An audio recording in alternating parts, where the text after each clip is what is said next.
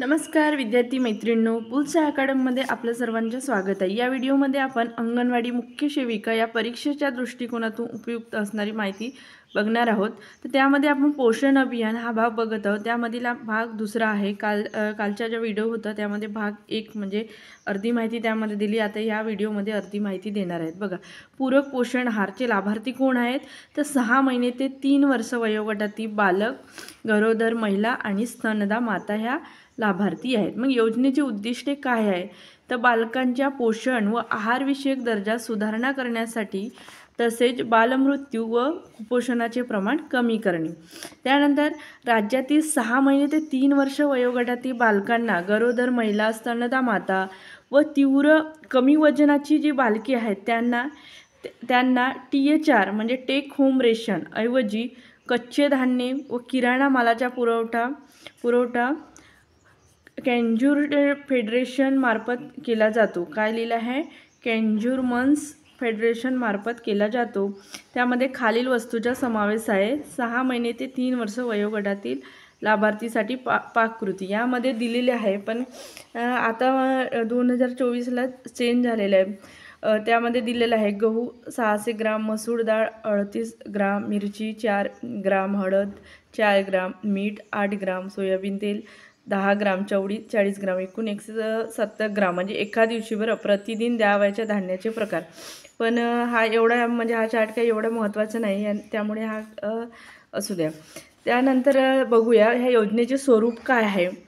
तर 6 महिने ते 3 वर्ष वयोगटातील सर्वसाधारण व मध्यम श्रेणीतील बालकांना 500 उष्मांक व 12 ते 15 ग्राम प्रथिने युक्त आहार आणि गर्भवती महिला व स्तनदा मातांना किती 600 उष्मांक आणि 18 ते 20 ग्राम प्रथिनेयुक्त आहार देण्यात येतो। तसेच तीव्र कमी वजनाच्या बालकांना किती 800 उष्मांक व 20 ते 25 ग्राम प्रथिनेयुक्त THR म्हणजे टेक होम रेशन आहार दिला जातो, म्हणजे घरी दिलं जातं त्यांना। तसेच 3 ते 6 वर्ष वयोगटातील बालकांना अंगणवाडी केंद्रात सकाळी नाश्ता व दुपारचे जेवण महिला बचत गटामार्फत गरम ताजा आहार देण्यात येतो। प्रत्येक जिल्ह्यामध्ये भौगोलिक परिस्थितीनुसार वेगवेगळ्या पाककृती देण्यात येतात, ते सांगितलं आहे। अशा पद्धतीने आपल्याला लक्षात ठेवावं लागणार आहे। परीक्षा आहे, आपल्याला अभ्यासक्रम दिला आहे, त्यामुळे ह्या गोष्टी लक्षात ठेवणे आहेत। यामध्ये कसं लक्षात ठेवायचं, तर जे 6 महिने ते 3 वर्ष वयोगटातील सर्वसाधारण व मध्यम श्रेणीतील बालक आहेत त्यांच्यासाठी किती उष्मांक आणि किती प्रथिनेयुक्त आहार, मग गर्भवती महिला व स्तनदा माता यांना किती उष्मांक आणि प्रथिने, त्यानंतर कमी वजनाचे जे बालक आहेत त्यांना किती उष्मांक आणि प्रथिने, असं जोड्या लावायला वगैरे पण हा इथं प्रश्न तयार होत आहे। तर हा लक्षात ठेवायचा, किंवा वन लाईनर प्रश्नसुद्धा होऊ शकते, असा पण प्रश्न येऊ शकते।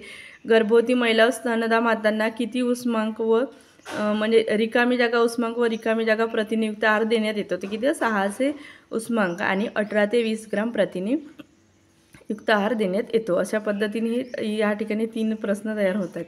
त्यानंतर बघा, पोषण अभियान कार्यक्रम, ज्या कार्यक्रमाची अंमलबजावणी 2018मध्ये झाली आणि सुरुवात केव्हा झाली होती तर मार्च 2018ला, आणि मग 11 जुलै 2018मध्ये मग त्याची अंमलबजावणी झालेली आहे। पण 2018 पोषण अभियान कार्यक्रम म्हटलं की 2018 हे लक्षात राहायला पाहिजे।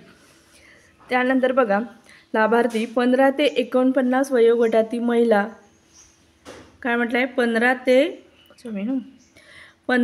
49 वयोगटातील महिला व किशोरवयीन मुली, 0 ते 6 वयोगटातील मुले हे लाभार्थी आहेत।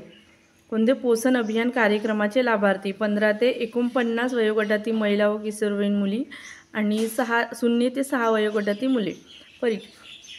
पोषण अभियान हा 0 ते 6 वयोगटातील बालके, गरोदर महिला आणि स्तनदा माताच्या पोषण परिणाम सुधारण्यासाठी देशातील सर्व राज्यामध्ये 2018 पासून अंमलबजावणी करण्यात आलेली आहे। माननीय पंतप्रधान यांचा कुपोषण अभियान हा माननीय पंतप्रधान म्हणजे नरेंद्र मोदी जे पंतप्रधान आहेत त्यांच्या म्हणजे यांचाच आहे। हा पोषण अभियान हा महत्त्वाकांक्षी प्रकल्प आहे।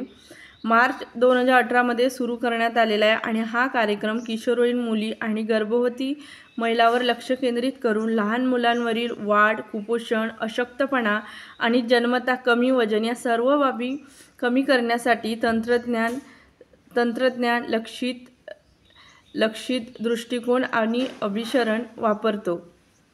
विविध तंत्रज्ञानाचा वापर करून सेवा वितरण आणि हस्तक्षेप सुनिश्चित करणे, अभिसरणाद्वारे वर्तवणुकीतील बदल करून विशिष्ट लक्ष्य साध्य करणे हे कार्यक्रमाचे उद्दिष्ट आहे. आणि त्याच अनुषंगाने आपण आताच बघितलं 11 जुलै 2018 शासन निर्णयाने मान्यता दिल्यानुसार पोषण अभियानाची अंमलबजावणी राज्यातील 36 जिल्ह्यातील 553 प्रकल्पांतर्गत अंगणवाडी केंद्रामध्ये सुरू आहे. मग पोषण अभियानाची उद्दिष्टे आणि ध्येय काय आहेत तर ते महत्त्वाचे आहेत बघा. 0 ते 6 वयोगटामध्ये मुलांमध्ये बुटकेपणा कमी करणे हे उद्दिष्ट आहे. आणि ध्येय काय आहे तर प्रतिवर्ष 2% नुसार आगामी 3 वर्षामध्ये 6% कमी करणे. त्यानंतर उद्दिष्टे 0 ते 6 वयोगटातील आहारामध्ये पोषण मूल्याच्या कमतरतेमुळे कमी होणारे वजन कमी करणे व थांबवणे. आणि ध्येय आहे प्रतिवर्ष 2% नुसार आगामी 3 वर्षात 6% कमी करणे. काय तर हे जे पोषण मूल्याच्या कमतरतेमुळे कमी होणारे वजन कमी करणे आहे ना ते त्याचे ध्येय. त्यानंतर 6 ते 59 महिने वयोगटातील मुलांमधील ॲनिमियाचे प्रमाण कमी करणे हे उद्दिष्ट आहे. तर प्रतिवर्ष 3% नुसार आगामी 3 वर्षात 9% कमी करणे हे ध्येय आहे. त्यानंतर 5 ते 49 वयोगटातील महिला व किशोरवयीन मुलीमधील ॲनिमियाचे प्रमाण कमी करणे हे उद्दिष्ट आहे. तर प्रतिवर्ष 3% नुसार आगामी 3 वर्षात 9% कमी करणे हे ध्येय आहे. जन्मतः कमी वजन असलेल्या बालकांच्या वजनाचे प्रमाण कमी करणे हे उद्दिष्ट आहे. तर प्रतिवर्ष 3% नुसार आगामी 3 वर्षामध्ये 6% कमी करणे हे ध्येय आहे. त्यानंतर योजनेचे स्वरूप बघा. वरील उद्दिष्टानुसार महाराष्ट्र राज्यामध्ये पोषण अभियानाची अंमलबजावणी करण्यात आलेली आहे करण्यात येत आहे. आणि पोषण अभियानाअंतर्गत विविध कार्यक्रम देण्यात आले असून यामध्ये ग्रामविकास विभाग, पाणी पुरवठा व स्वच्छता विभाग, आदिवासी विभाग, कृषी विभाग, आरोग्य विभाग, जीवन उन्नती अभियान, अन्न पोषण आहार कार्ड, शिक्षण विभाग व महिला बाल विकास विभाग यांच्या अभिसरणाद्वारे पोषण अभियान कार्यक्रम राबविण्यात येत आहे. आणि पोषण अभियानामध्ये प्रत्येक महिला आणि मुलांच्या निरंतर काळजीमध्ये दर्जेदार सेवामध्ये प्रवेश सुनिश्चित करण्यात येते. विशेषतः मुलांच्या आयुष्याच्या पहिल्या 1000 दिवसामध्ये अनेक दर्जेदार कार्यक्रम आणि योजनांचे अभिसरण सुनिश्चित केले जात आहे. जन आंदोलन या उपक्रमाद्वारे पोषण अभियानात समुदायाला गुंतवणूक ठेवणे, समुदायात जनजागृती निर्माण केली जात आहे. त्यानंतर बघा निकष व कार्यप्रणाली. पोषण अभियानाअंतर्गत ठरविण्यात आलेले उद्दिष्ट गाठण्यासाठी 2019-20 पासून राज्यातील सर्व जिल्ह्यामध्ये पोषण अभियानाची अंमलबजावणी करण्यात आलेली आहे.